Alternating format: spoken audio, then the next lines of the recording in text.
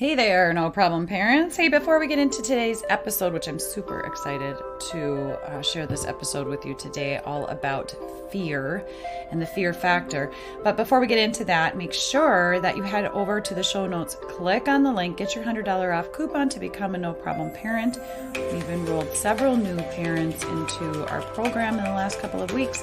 And I mean, for $297, really, you are going to learn ways to talk to your kids differently, to get them to listen to you, to enhance and rebuild your relationship with your kiddos. Get off the fear bus, stop yelling, stop arguing.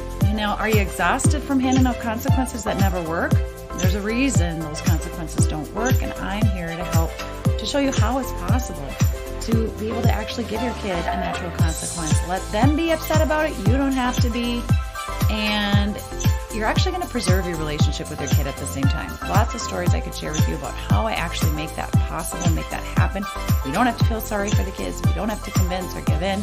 I just literally help you tailor the conversation that you're going to have with your kids so that you can find success in your interactions with them.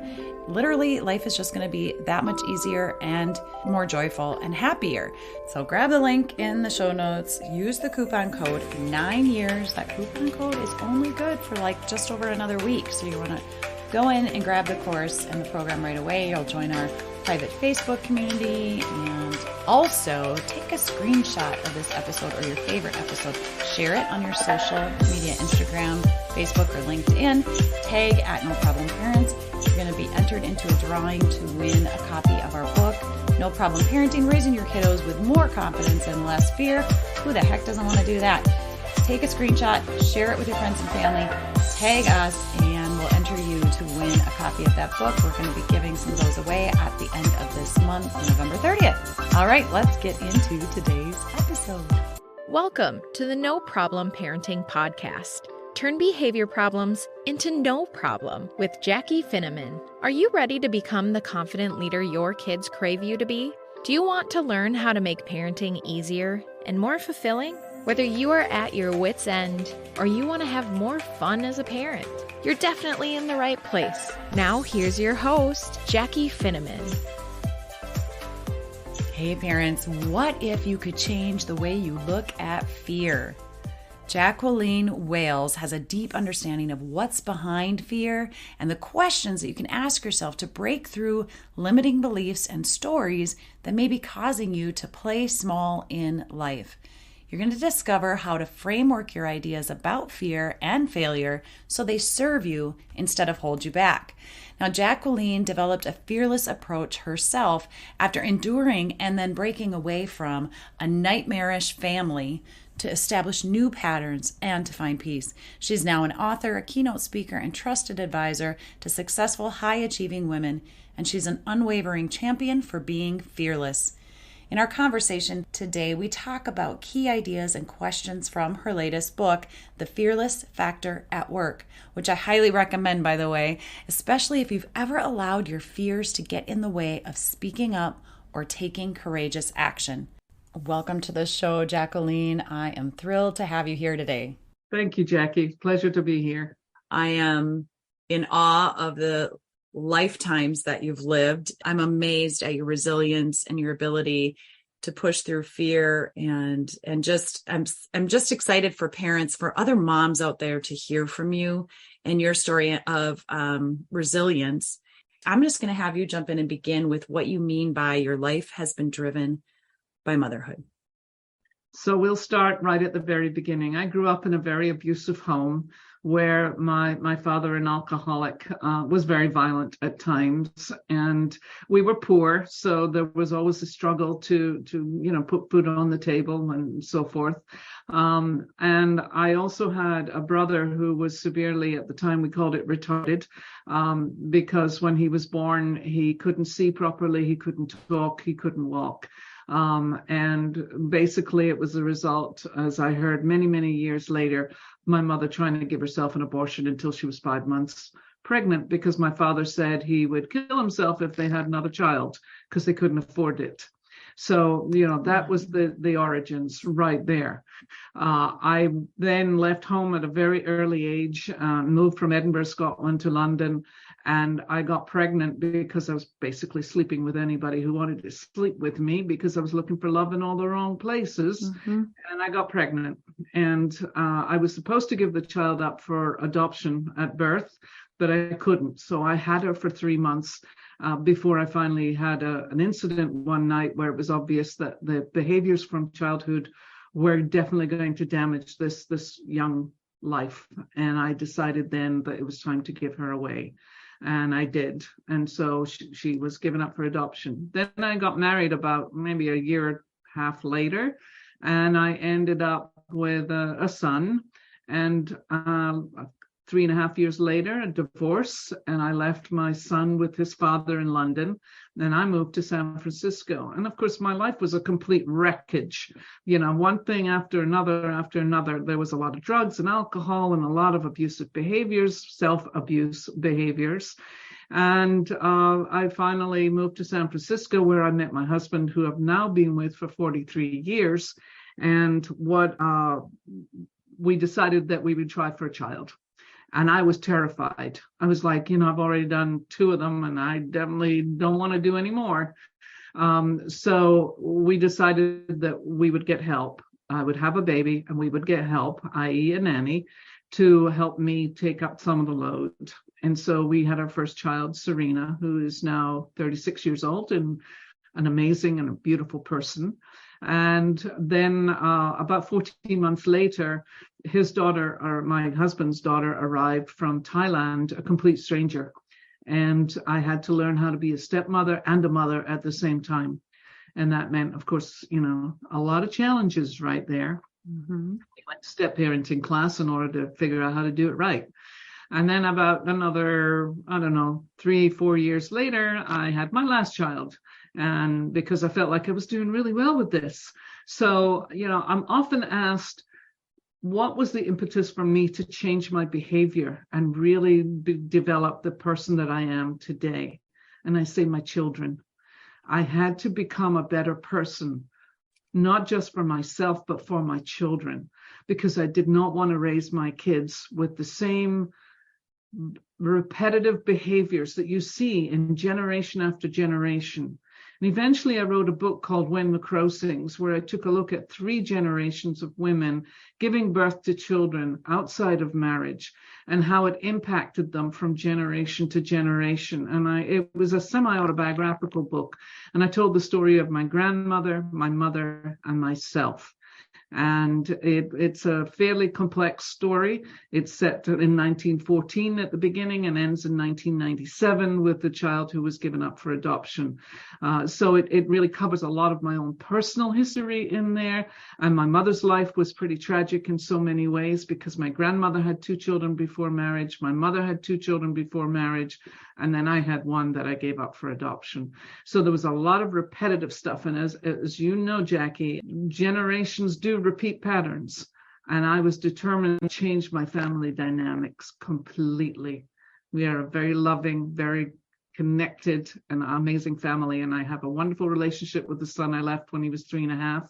We spent 14 years healing the stuff that needed to be healed. And so, motherhood really has driven my desire to be better and to help other people get through their challenges, which is why fear is behind all of this. You basically comes down to this. There are 2 things about fear. I'm not good enough and I'm not lovable. And when you think about those particular aspects, how many people do you know who feel like they're not good enough? Yeah, and of course, it's total BS, and it's all because of the conditioning. We're kind of, shoved into it because other people feel like, they're not good enough. So therefore you're not good enough. And the messages just keep getting passed along. So my work is really about helping people understand how, in fact, they are good enough and how they can change their limited beliefs to become the person that they really, truly want to be. Not that, settling for less, playing small, lack of confidence, not believing in yourself. These are all the things that my work strives to help people change. as we go forward. And it always starts with, what's your greatest fear?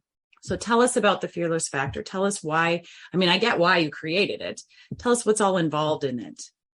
So when I first wrote the Fearless Factor, I had just come into my coaching business in my 50s. I had a pretty interesting life. I've traveled the globe. I've lived on 3 continents. I've written my books, and I was a martial artist for years, and I never really had to get a job, and I never worked for any corporations, because the fact of the matter was I was definitely a maverick and I was not going to fit in. So in my 50s, I took up coaching, and my coach said to me, "You should write a book about fear." And I went, "Why?" And she said, "Because most of your life has been driven by it." Yeah. So the Fearless Factor came about because I'd been meeting a lot of women who were really struggling with how to be fearless. And so I knew from my experience that I could share my story, which I did a lot in the first book. But I also gathered the stories of 12 women who themselves had discovered their own Fearless Factor. Now, what I mean by that is, being fearless is not the absence of fear, but it's the courage to take the next step. And when we take that next step, that's when opportunities arise. And since then, I've actually developed a theory that fear matters to your success. And the reason for that is because it's a driver for growth. When you're in fear, you have to stand and look at it and figure out, is it true? Or is it just the stories that you tell yourself? And that's what our limiting beliefs are. They're the stories that we tell ourselves. And I was a master at it for a long time. Probably still am to some degree, because we all have our BS that we cling to for one reason or another. But the point being is that the fear piece has really come to identify me and my life journey, as well as being able to help others understand that fear is an emotion. And just like any other emotion, we can gain control of it if we really are willing to put in the work. Because the thing about fear is one question: is it true? Is it true? Do you have empirical evidence that whatever it is that you fear is true? And I'll guarantee you that 9 times out of 10, unless you're being physically threatened, it's just a story. My audience is parents, right? And there are many moms that I have worked with in the last 30 years who have either given their children up for adoption or have lost their children because they were unsafe. They could not provide well for them. And the guilt that comes with that for some of these women can just really be overbearing. And I think some haven't either forgiven themselves or have not pursued other things in life because of, how could they? They've harmed a child, or they've hurt a child, or they've placed their child. What would you say to those moms? Well, guilt is an incredible, drowning element of our lives. When we carry that tremendous sadness and guilt, we've never really grieved the loss. And that's a big one right there, is grieving the loss. And for me, when I after giving my child up, I was about 47, 48 years old. I went back to the social services because it was bothering me. And I wanted to know, how well did this child do? And they said, well, we can't put you in direct contact with her, but we'll see what we can do. Well, it took them a couple of years, and then I got a letter from the woman, which she was then, to say that her life had turned out to be quite good. She had loving parents. She had a good life. She really, went to college. She got a degree in classics. And, overall, she was working in a good field. And she said in this letter, it was very noble of me to give her up the way that I did, because I had her for 3 months before I eventually decided it wasn't going to work. So for the mothers out there who are really struggling with, did I do the right thing? Could I have done it better? There's all kinds of woulda, coulda, shouldas to the stories. And you have to understand that the woulda, coulda, shouldas are like the 3 trolls under the bridge. They are definitely, they're looking for the billy goat, and so you don't give that power That's really what I would say to you. There's healing to be done here. And that's the key word here. You need to heal the wounds of the past. You have to heal the patterns of behavior that are driving you to basically play small, and your life is being impacted by this. So, it sounds like it's pat and easy to say. It's not easy to do. And I'll be honest with you, it takes work. But you've got to be able to find the right support to be able to talk about the story and then release that story, because it's part of the past. And when we're dragging our past along with us, we're basically dragging the ball and chain. So give yourself an opportunity to grieve the loss and move on. Now, that again sounds like very easy to do. You need help to do that. I had tons of help. I've had therapists, I've had coaches, I've had advisors. I can't tell you how much money and time I've spent in trying to unravel this stuff. So I've been blessed that way. You can't do it alone. That's the one thing I will tell you. You need somebody who's going to be a good sounding board for you. Right, exactly. So whether you're a parent who is grieving a loss or grieving of your history, your past, or you're a woman who's just tired of feeling guilty, even if it's not related to parenting, because of some of the poor decisions you've made in your life, if you want to end that constant struggle of self-doubt and second guessing your every move, and you just want to feel more confident. That's why I really wanted to have you on, Jacqueline, because I'm all about raising confident kiddos, right? But in order to do that, you have to have more confidence in your parenting and get off the fear bus. And so I think for moms out there who are really wanting to do better as a parent, it starts with yourself and that confidence that you have in yourself. So the transformational strategies for success is going to help moms do that. And it's not going to be easy. It's a 6-month program, right? Mm-hmm. And I think you mentioned to me when we were just getting to know each other that there are over 300 questions that the people who take this program will be answering. Yes. It's about creating a brand new narrative of who you are, where you think you want to go, and looking very closely at what is it that's getting in the way around negative thinking, attitudes, guilt, blame, judgment. All of these things are addressed in this program. Somebody said I've done more in this program than I did in therapy for 10 years. And, other people tell me they've been hanging on to these limited beliefs for many, many years, and it blew it out the water, because you have to look at yourself in the mirror and ask yourself, what am I really all about? We all want to be better versions of ourselves. That's a human drive right there. How to be better than I am, be a better version. So this program is designed to help people get there as fast as possible. We can spend years in therapy, but what are we really looking for? We're looking for some answers to how do we eliminate the stuff that makes us feel bad. Well, what I like to say is you're not looking for the answers, you're looking for the good questions that unlock the doors that allow you to see for yourself where it is you stand in your own way, where you are your own worst enemy instead of being your own best friend. And how can you make the difference to everyone? Because here's the thing about motherhood. You're a role model. You are the person that your kids look to, and you are the example of what it's going to be like for them. Now, nobody's perfect. I am absolutely imperfect, and I have done things in my lifetime that, with my kids that I'm a little ashamed of. But at the same time, that's where I was mentally at that point in my life.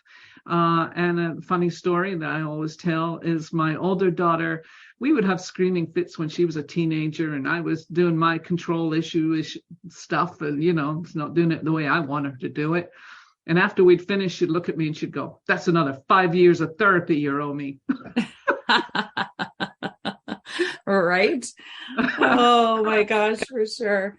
Well, and so what the other thing I love about this transformational strategies for success is that this isn't for everybody. You're very particular, I should say, about who you accept into the program, because it is a self-guided program that includes one-on-one coaching, some group masterminding, some things like that. And it really is about, are you all in? Are you committed and devoted to yourself? Yeah. And that's really, are you invested in you? Because that's what it's all about. I mean, I like to say, people worry about the price of things when it comes to, doing types of programs and so forth. But I look at it this way. What is the price of becoming the person you want to be? Mm-hmm. It's priceless. It's priceless. And, when you put dollar amount on it, that's when you go, oh, well, I can't afford it. Oh, well, maybe I don't have the time and commitment. I had that conversation with somebody yesterday. And that's not the kind of person I want on the program. I think the money, sometimes it's even like with parent coaching, people say, oh, I don't know if I could put that in my budget. I don't know that I can afford that right now. Right. Well, if you think about it, no, parent coaching, this transformational strategies for success, that life coaching that you're doing, those things aren't going to make us money, right? We're not going to be bringing in extra income from those kinds of things. However, we will save money in the long run, because what are you spending your money on right now when you're coping with, the things that you're buying to make yourself feel good in the moment, or all the little things you're trying that are maybe only costing you $50, maybe it's $200 here, a copay for therapy or different things like that. It's spread out. If you are ready, when you are ready to really do whatever it takes to get through your roadblocks, your barriers, your fear, whether that's for your life coaching or that's in parenting your children, when you're ready, the cost is just not an issue. You'll figure it out. We all do. Yeah. I mean, I'm with you on that. I mean, I've spent probably hundreds of thousands of dollars at this point in time to be who I am. And not only that, investing in myself, but investing in my ability to deliver the work that I do, that's also been a major, major investment in my life. Mm-hmm. So my whole drive is, I'm here to change the world one person at a time. And I'm here to help people succeed at life. And that's my whole thing for why I get up in the morning. If there's one person I can help today to be more successful in life, that's really all that counts. There's nothing more. I love it. I'm just very grateful to have met you and to learn your story, for your vulnerability. I'm looking forward to reading your book, When the Crow Sings. I'm very interested in that book in particular. And I hope that the moms are listening today that are really doubting themselves, that are shooting on themselves, and just not feeling like they do matter, and that they can, they might be 40, 50 years old and thinking, well, this is just my life. And this is, I've made my bed, I've got to lie in it. I hope you reach out to Jacqueline and have that conversation to find out if you are a good fit for the Transformational Strategies of Success program. Well, thank you. Thank you. I mean, I think one of the gifts that I've been given is, over the years, my confidence has soared. And I have no shame at all in my story. All I can say is my story is my story. And I've done stuff in my lifetime that most people would look askance and go, why would you want to do that? And I haven't even shared the majority of it, frankly. There's been a lot of different areas that I've faced the fears and done it anyway. Mm-hmm. I mean, I've worked with an awful lot of accomplished women in this career of mine so far, high level PhD types and others, entrepreneurs, and they all have one thing in common. They don't feel like they're good enough. That's it. When we can get through that and work through that and feel like we're good enough, boy, is that. It's liberating. It's liberating. I mean, I think that's what's really fascinating about it. I mean, at this stage of my life, I used to really care what people thought. And I was always pushing to try to prove my worth. That, I really am good enough, kind of thing. And now I'm at a stage in my life where I go, I don't give a shit whether you like it or not. This is who I am. This is what I do. I know that what I do is good work. I know that what I do is for the benefit of others. And there's nothing more to really be said about it, And I can judge myself as harshly as anyone else, frankly, right. And then when you realize that you're just really looking in the wrong direction, then you make changes, Yeah, So it's really fascinating. I mean, I love this process of change. Get comfortable being uncomfortable, because that's what determines the quality of your life. Thank you for tuning in to the No Problem Parenting Podcast. Join Jackie next time for more tips, tools, and resources that will help you become the confident leader your kids crave you to be. Who do you know that we could support on their parenting journey? Like this podcast, subscribe, share, or leave a review of the show. Your support of the No Problem Parenting Podcast pays it forward and helps us help more families.